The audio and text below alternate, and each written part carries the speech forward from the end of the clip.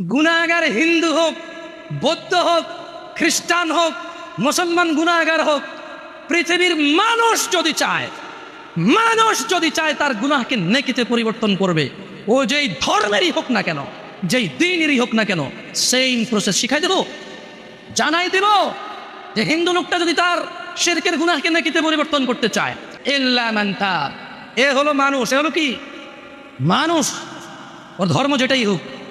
সে বলল যে, সে কি বলল, সে প্রথমে আল্লাহর দিকে আসলো, এসে বলল যে আল্লাহ আমি অন্যায় করেছি। এবার অন্যায় যদি আল্লাহর শিরক হয় তাহলে বলবো যে শিরক করেছি অন্যায়, যদি জানা হয় তাহলে বলবো জানা করেছি অন্যায়, মদ হলে বলবে মদ করেছি অন্যায়।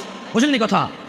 আল্লাহর কাছে এসে বলবে আল্লাহ শিরক করতাম আর করবো না, মদ খেতাম আর খাবো না, জানা করতাম আর করবো না, এই ধরনের যে কোনো অন্যায় বলবে যে আল্লাহ এটা আর করবো না। তো আল্লাহ বলছে ইল্লা মান তাব, যেটা অন্যায় অপরাধ যেটাই হোক, সেই অপরাধ থেকে সে কি করলো, ফিরে আসলো।